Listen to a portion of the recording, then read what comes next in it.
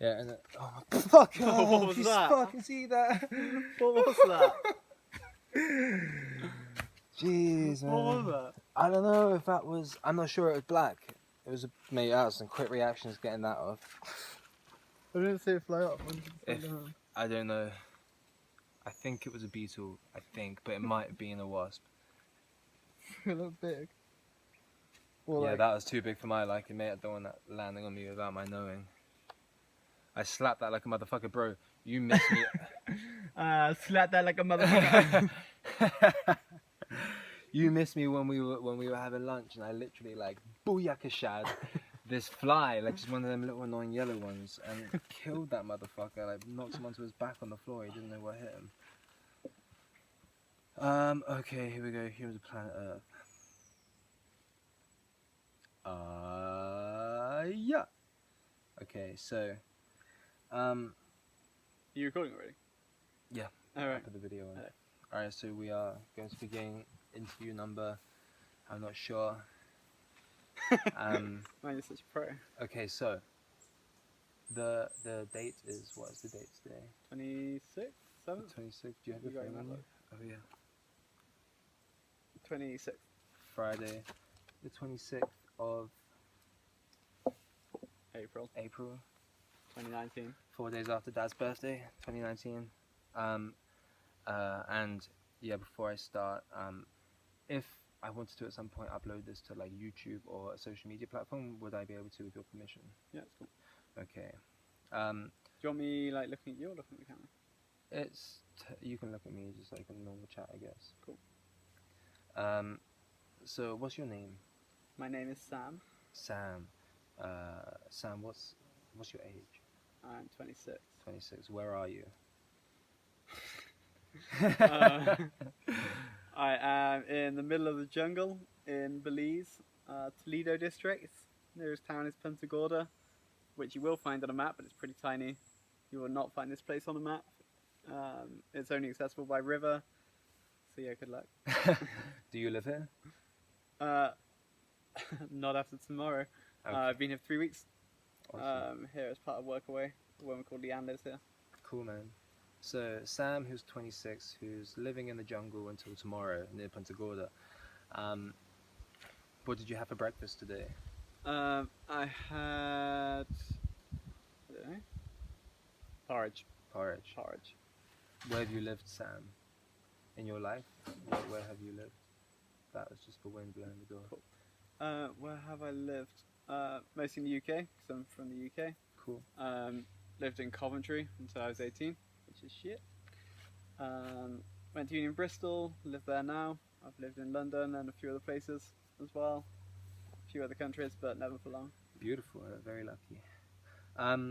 Okay. What languages do you speak, Sam? Only English fluently. My German's okay. Cool. And what do you do for leisure? What do you do what do you like to do in your free time? I bugger off to the jungle. Cool. Me too what sometimes. I do normally, I go running, go climbing, go cycling, hiking, outdoorsy stuff, Cool. and photography. So they're like your passions of freedom. When you're free, those are the things that Yeah. you love to do. Cool. All right, so these are all there, just like some contextual questions before we get into the really nitty-gritty things. Okay, so how do you identify? What do you think are the fundamental features about you that or identifiable traits, characteristics, or like who are you? Like if you were to identify yourself to an alien, like who were you? Who are you? Jeez. How do I identify? Don't know. I guess I've got lots of like all the hobbies and activities and stuff I just said, like running, climbing, whatever. I don't really identify as any of them, so I'm not really part of like a fixed community for it. Yeah. I guess I identify as a kind of an outdoorsy person. Okay. A bit vague. I'm British, I guess that's an identity. Yeah. For sure. Quite a strong one. And Bristol within that, even though I wasn't born there, lived there, that feels like home. So Cool. Identify with my house as well. I was saying earlier. With your house. My house, Cadbury House. Cadbury Big House, shout yes. out. We've got our own brand, Bikes and Wine. Definitely identify with that. Yeah, no, I guess that covers it. Cool. All right. Um. Sorry. Do you belong to a community, Sam? Like, do you feel that you belong to a community? Maybe in the past, like something in particular, or now you feel like you exist in like a body of, you belong into a social body. Not so much at the moment, apart from like the same kind of wider community I just said, like being British, being in Bristol, the house. Having the passings like a university society or my last job was pretty all in. That was definitely like a community that I felt part of. Cool. So I'm a bit more adrift at the moment. Yeah. Cool. No, I like that. What about in the past? Are there any communities that you've been part of that are significant or were significant? Yes, there's a society at uni, which was UBS. Again, big shout out. It's like Expedition Society, which is like hiking, climbing, that kind of stuff. Awesome. And yeah, that last job, it seems silly, but definitely felt like a community because it was a startup, so everything was like really tight knit. There weren't many of us at the start. Absolutely, yeah. So yeah, that was definitely a community I was part of.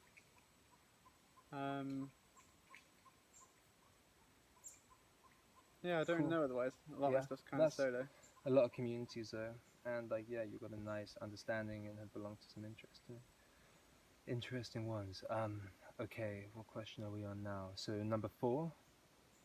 Do you have any ideologies or belief systems that you follow strictly? Like it could be like something you've created yourself, or spiritual, or religious, or do you have any fundamental ideologies that guide your life? I'm not religious, which I guess is kind of the first big thing. I was brought up Christian, definitely not now. I'm pretty strongly atheist, so I guess that's something. It's kind of the opposite, but it works. For kind of like guiding principles and that kind of thing, no, I try and be flexible. Like, I guess the main kind of guiding principle for me is that if somebody presents me with better evidence, I should change my mind. Cool. And I'd rather not have a fixed view of anything. Yeah, nice. I try and only kind of have an opinion once I've got enough evidence that's kind of well thought through. Otherwise, try and stay open-minded.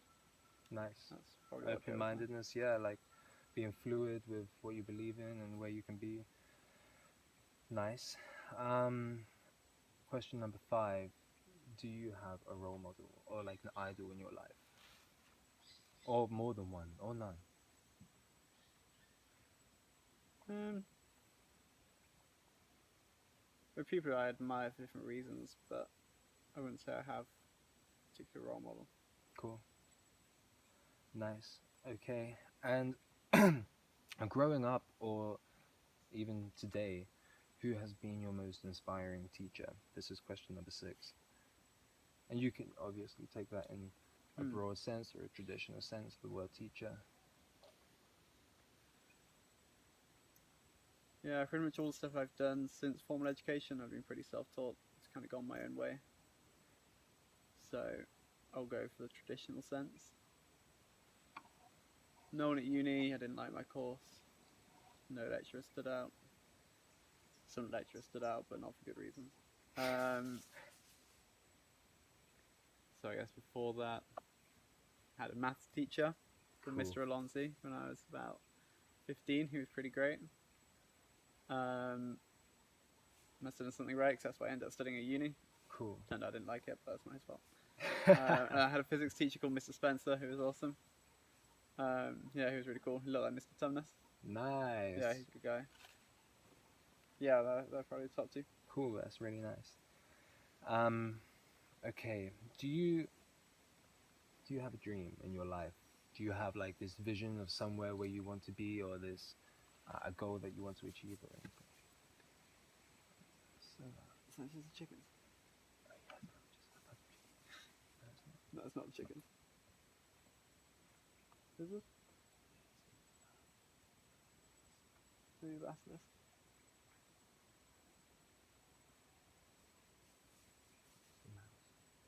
It's a small man. Can you see it? Yeah, it's got a tail. Oh, could be very creepy. Or a rat or something?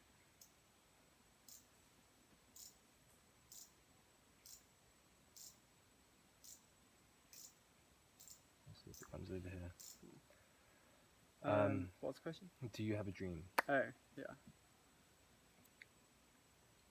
And it changes a lot. I've got kind of two sides to my personality. One is very much sort of traditional notions of success. One's like startup. What do you mean by traditional?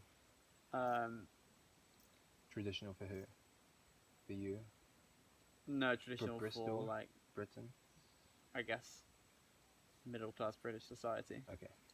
As in, like, you know, lots of money, material success, Okay. essentially. So one part of me is all kind of driven on that side of things. Want to start a startup one day, make a bunch of money, that kind of thing, just be that sort of successful. Yeah. And the other part of me is very much the opposite and more kind of outdoorsy, not too bothered about the money.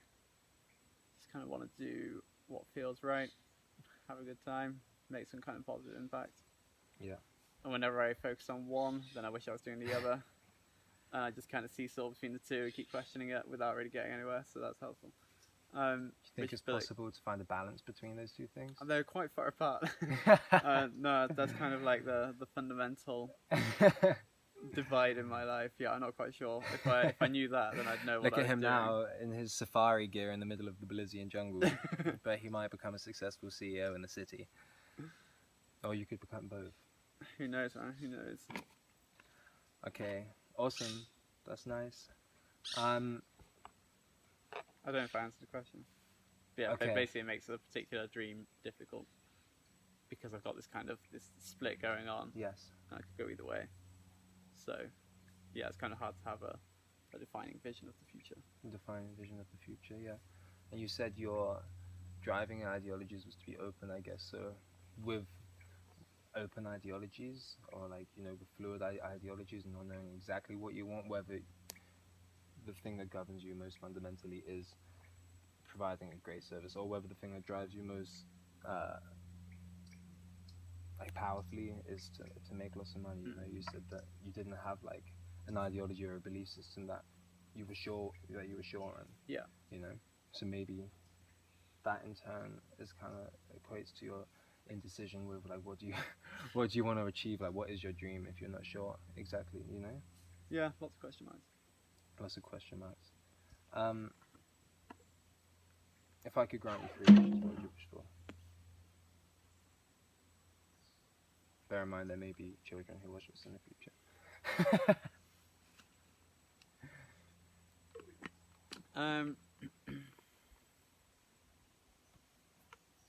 Right now I wish to get rid of these children flipping flies. Yeah. Okay, wish number 1. But I mean, if I wish for something for myself, then I'd end up feeling guilty for the rest of my life.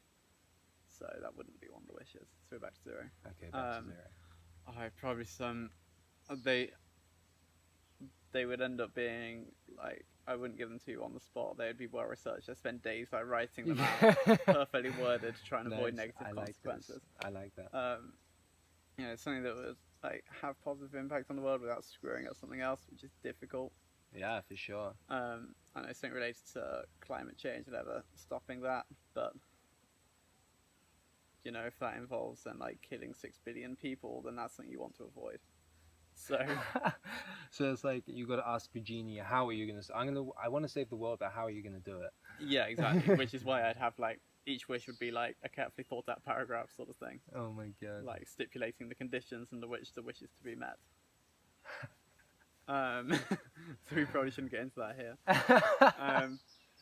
But yeah, while I'd like to wish for some awesome things for myself, I'd feel too guilty long term. Yeah. As much fun as I was having. So I'd do the boring thing. Okay. And make wishes for the good of humanity in the world. Okay, that answers the question, I think. In a yeah. But I do it in a pedantic arsehole way. No, that's fair, man. If that's your thing. What do you see? Question number 8, as the biggest threat in your life, or the biggest problem in your life to you, To me Sam, who's 26 personally, in the jungle? What do you see as the biggest threat to you right now?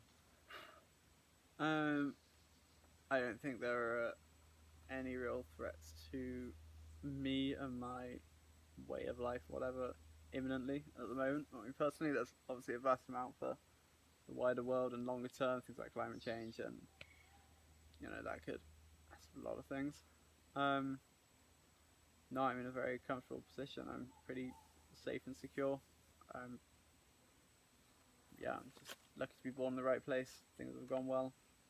Yeah, I'm pretty comfortable. I Cool. don't think I really have any particular threats facing me unless I die on the flight home. Yeah, sure. Or like a problem for you, like something that if you could wish it to vanish, like not I necessarily. mean, that would probably be Not necessarily that kind like of existential. okay. That would probably be more along the lines of that awkward split I have, not being sure which way to go. Yeah, If I resolve that, I think that would resolve a lot of other things. cool. Question number 9. What do you think has been the most radical change in your life so far? And how did you adapt to that?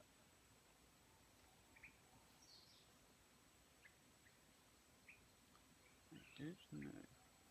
Like, yeah, maybe not. I mean, if you can think of one that stands out as the biggest, or you think's the biggest, but if not, just like a radical change in your life that was very significant, and like maybe it was like a big crossroads. And this is my favorite question, or like can potentially be like a really beautiful question. I guess probably no longer believing in God. Yeah. Question how radical it is, but it's obviously a pretty fundamental shift in worldview. Yes. Yeah, it's not the craziest thing ever. No, but it's what it is. And it wasn't like an sudden instant change. Happened over quite a long period of time, but from having been brought up in a very Christian family, going to church every Sunday, whole family very involved in the church, all that stuff, to not believing in a God at all, it's quite a big mindset shift. Absolutely. And I guess that's why you have this fluidity, like if you believe something, Yeah, you're I always want, I like open-minded. evidence, not faith. That's Yeah. for how I deal with it. I find it easier this way. Do the right thing because it's the right thing, not to avoid being burned in hell or whatever. Yeah, because it says so in the book. Yeah. Things make a lot more sense this way, so it's not a struggle to deal with it. There's the occasional bit where you're like, oh, it's a bit empty, but I actually don't think it is. Yeah. I think there's enough to be happy about that it's here. I don't need an afterlife. I don't need a God. I'm actively glad there isn't one, in my opinion. Give me some evidence, otherwise I'll change my mind. But, yeah. Yeah, cool, man. So number 10, give as much information as you like. It doesn't really matter so much. But your relationship, this is like about your parents and grandparents, just because like if ever like it's a really cool archive to have, just say maybe who they were, especially grandparents. But so I'm going to do them both. What's your relationship with your parents? It's alright. Not the closest relationship in the world. I love them and everything. We're very different people. Mm-hmm. My parents are very different to each other. Mm-hmm. And I'm very different to both of them. And live a very different life to what either of them have done. I guess that probably means we're further apart than some families are. They're closer than other families. Yeah. They live in Coventry, which is not a plus. Okay. Whether I'd visit more often if they live somewhere else, I don't know. But, yeah. Cool. And quickly, could you give me the identity, or like maybe what you said earlier, like, or what you classified as being identity, like in your mind, and their occupation. What of my parents? Yeah. My mum So her identity, her defining feature would be that she will always put other people first. What was that? Is that a bird? Yeah, I think so. Yeah, she'll always put other people first. Beautiful. And it's not always beautiful. It can be a problem. Like, it's to the extent that she never does anything for herself. Yeah.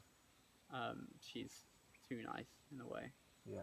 My dad, I don't know what his defining feature is.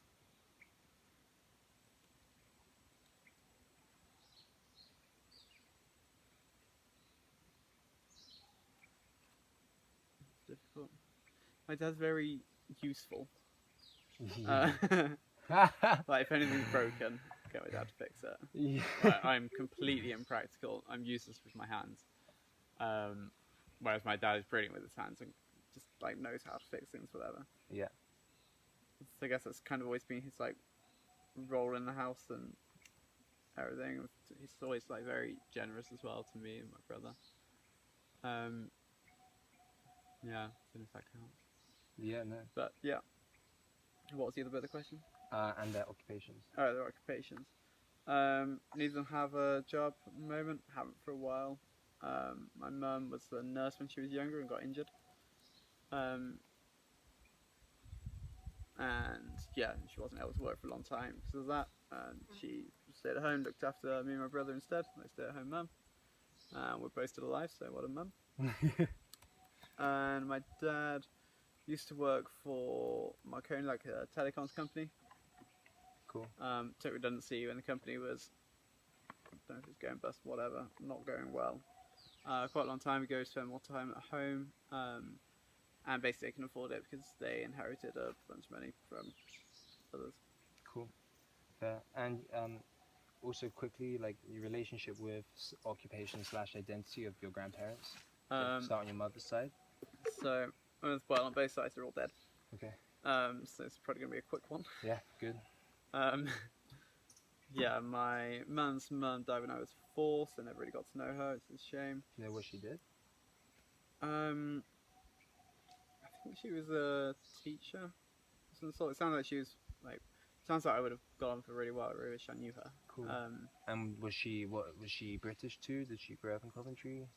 Not Coventry. My parents moved there of their own foolish accord. Yeah, all my grandparents were British.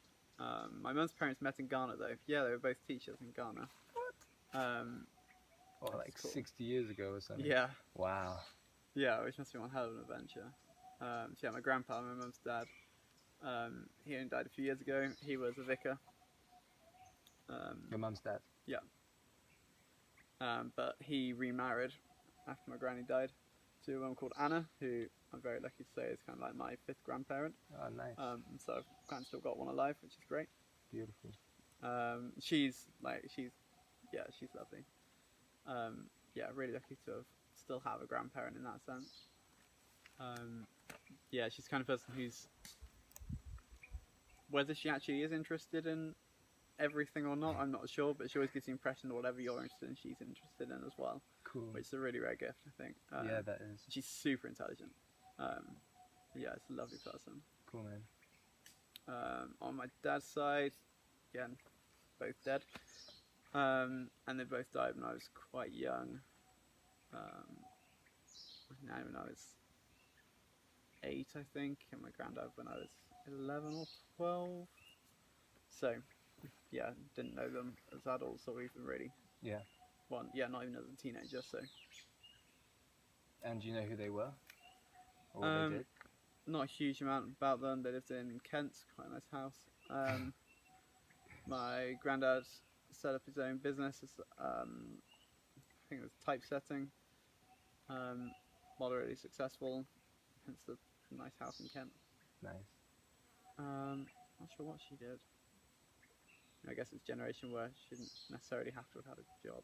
Yeah. She might have done, in which case I feel bad. I do know she's great at knitting. He used to knit me and my brother a bunch of like jumpers and toys and stuff. Beautiful. Yeah. Cool, man. And if so, if you have one, some people don't. Like, what do you feel is your relationship with the natural world? I'm in the jungle. Right now, my relationship with the natural world is stretched slightly thin by the enormous number of bites and stings. In the last few weeks, I've been stung or bitten by about 8 different things, including a scorpion and a really big wasp. So yeah, probably not my most eulogistic about nature right now. But no, I love nature. Nature's kind of where I go to escape and relax. Like back home, if I've had a stressful day or whatever, and need to get out, then I'll go running or cycling, walking in the woods or in the countryside, whatever. Just kind of get out somewhere peaceful, sit and be somewhere green. I'm agreeing. Yeah, like my life would be poorer to the extent that I don't really know what I would do without nature. Cool, that's beautiful. And do you have any knowledge of environmental destruction of the state of the natural world? Maybe I should. Yeah, we're kind of fucked in many and various ways. Yeah. Fair. Do you think any of these various ways, might affect you, or the Yeah, situation? completely. Things shouldn't get too bad until I'm relatively old, which is lucky for me, I guess. But it makes me wonder about.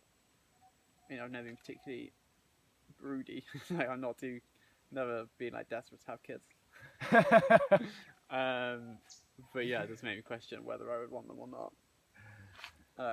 Just from that kind of side of things, what kind of world would they be brought into? Yeah.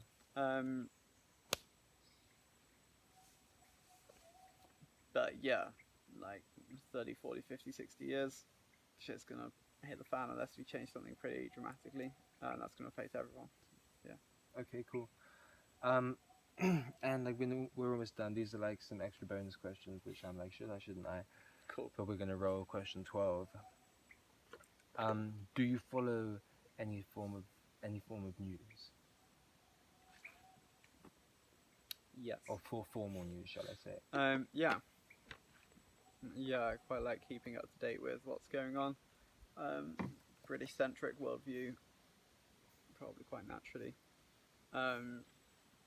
BBC and The Guardian are probably my main go-tos, and just other stuff that gets shared that looks like I would find it interesting. Are these like magazines or newspapers or TV All channels? online. All online. Yeah. So on your phone, you just look at Yeah. articles or something. Do you ever watch TV? I don't own a TV, but yeah, I watch odd shows here and there on my laptop. Cool. Don't ever want to own a TV. It's too easy Yeah. to like sit down and not do anything. Yeah, but, it sucks. Yeah. Have you ever voted? Yes. Yes. Okay. Do you feel that you have adequate power in your life? That's a good one.